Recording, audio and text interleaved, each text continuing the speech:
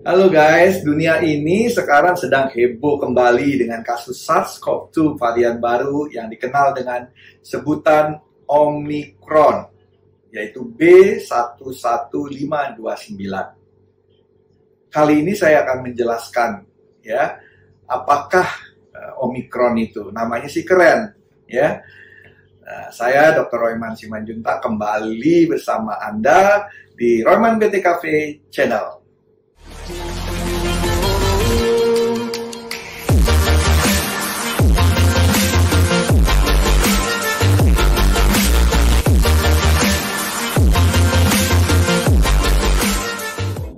Banyak yang bertanya-tanya, seberapa menular varian ini?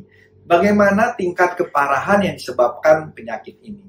Dan bahkan ada yang bertanya, apakah seberapa efektif vaksin melindungi dari varian ini? Kasus varian Omicron ini pertama kali ditemukan di Afrika Selatan, guys, tanggal 24 November 2021. Di Afrika Selatan, 3/4 kasus positif COVID-19 yang diidentifikasi akhir-akhir ini sudah terkonfirmasi merupakan varian Omicron. Jumlah kasus positif meningkat dari 3,6% pada Rabu 24 November menjadi 9,2% pada Sabtu 27 November. Hanya dalam 3 hari peningkatan 3 kali lipat.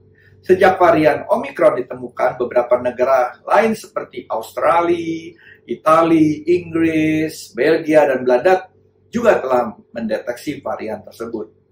Varian ini memiliki lebih dari 50 mutasi secara keseluruhan dengan lebih dari 30 mutasi diantaranya pada spike protein. Mengenai mutasi saya sudah bahas di konten saya, mohon dilihat dari YouTube channel saya.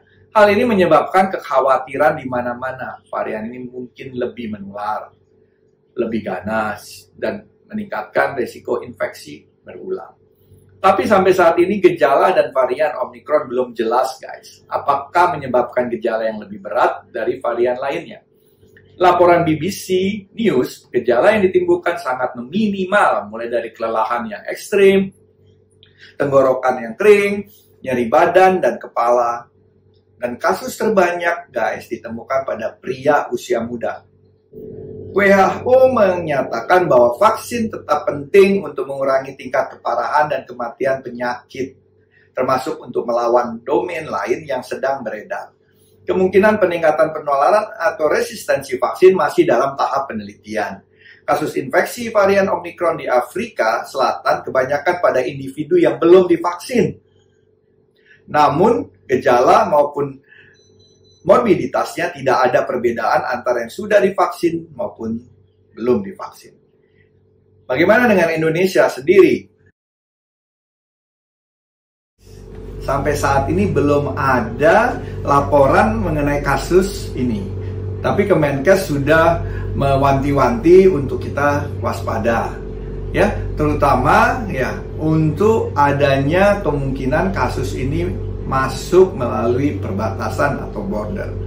Nah, untuk itu kita akan lakukan satu langkah antisipasi, yaitu bahwa menetapkan aturan masuk dengan ketat. Ini sudah bagus, guys, ya. Sebelumnya kan orang dari negara lain masuk Indonesia kan 3 kali 24 jam, betul kan?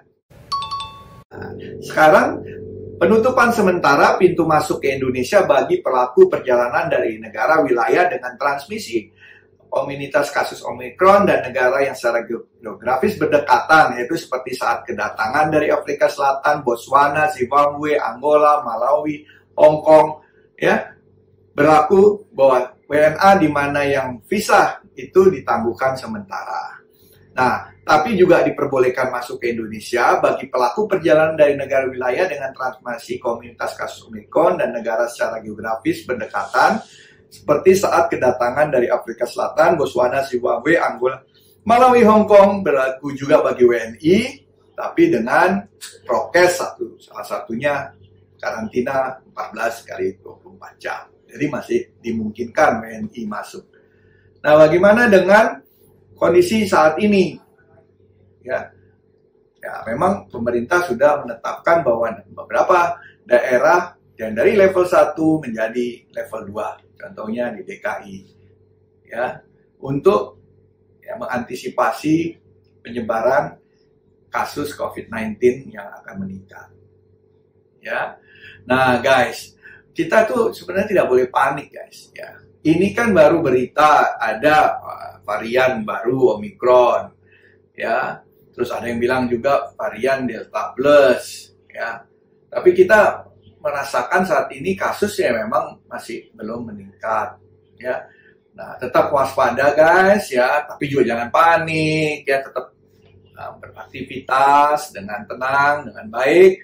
Terutama pelaku-pelaku ekonomi yang saat ini semua sudah euforia, sudah bisa jualan, sudah bisa ke mall, ke restoran, dan melakukan aktivitas-aktivitas.